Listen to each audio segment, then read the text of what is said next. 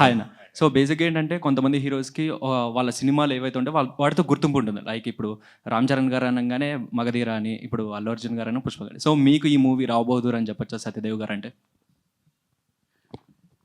100%. అంటే నన్ను అడిగితే నా రావోదూర్ సత్యదేవ్ అని ఏమైనా ట్యాగ్ రావచ్చేమో. అంటే ఆల్రెడీ మహా ఒక ఏదో ఇచ్చాడు నాకు.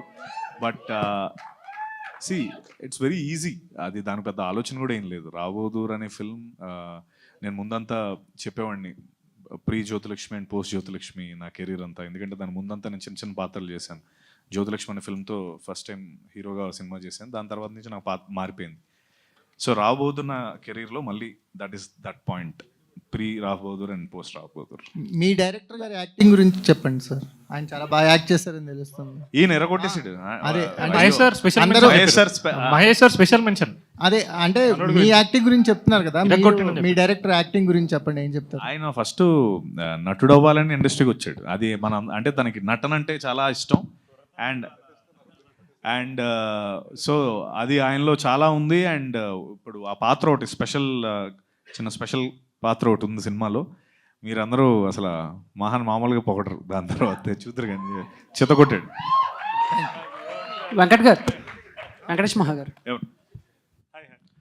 సార్, అంటే సినిమా మీద రోజు రోజుకి ఎక్స్పెక్టేషన్స్ చాలా పీక్స్లో ఉన్నాయి. ఒకసారి కొన్ని సినిమాలు సైలెంట్గా వచ్చి హిట్ కొడితే, కొన్ని ఎక్స్పెక్టేషన్స్ ఎక్కువ ఉన్నా కూడా జనాలకి ఏదో పాయింట్ అర్థం కాక కొంచెం రిజల్ట్ అటు ఇటుగా ఉంటుంది. సో ఇప్పుడు రాబోదూర్ విషయంలో ఆ టెన్షన్ ఏమైనా ఉందా మీకు? నాకైతే అసలు ఏం లేదండి. నేను చెప్తున్నా కదా ఇందాక సార్కి చెప్పినట్టు, నేను అంటే నేను తీయాలనుకుంటున్న విజన్, ఆ డ్రీమ్స్ ఏవైతే ఉన్నాయో, లేదంటే ఆ ప్రపంచాలు ఏవైతే చూపించాలనుకుంటున్నానో అవి కొత్తగా ఇట్లా కొంచెం ఉండొచ్చు. కానీ నేను మాట్లాడే భాష మన భాషే. అండ్ నా ఆలోచనలు ఈ సమాజంలో నుంచి పుట్టిన ఆలోచనలే.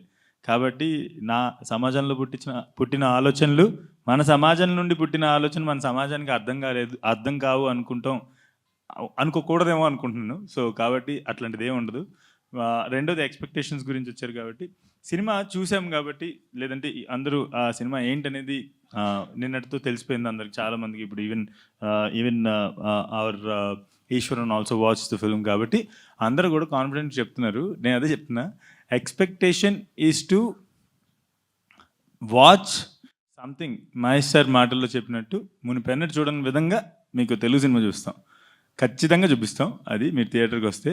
అంత సార్ చెప్పిన విషయం, ఇక కథ గురించి వీటి గురించి లోతుగా ఎక్స్పెక్టేషన్ పెట్టకుండా, సార్ చెప్పినట్టు, మహేష్ సార్ చెప్పినట్టు, when drama meets magic, logic gets new meaning అనే మాట ఏది చెప్పారో, that is the best expectation audience can. Actually expectation మేము సెట్ చేయటం కాదు, మహేష్ సార్ సెట్ చేసేసారు. మీరు ఇది చూడబోతున్నారు అని చెప్పారు. అండ్ ఇంతకుముందు ఎప్పుడు కూడా, అంటే మునిపైన చూడలేదు ఇటువంటిదని ఆయన అది పెట్టుకుని వస్తే థియేటర్కి, like that's what I'm expecting from audience.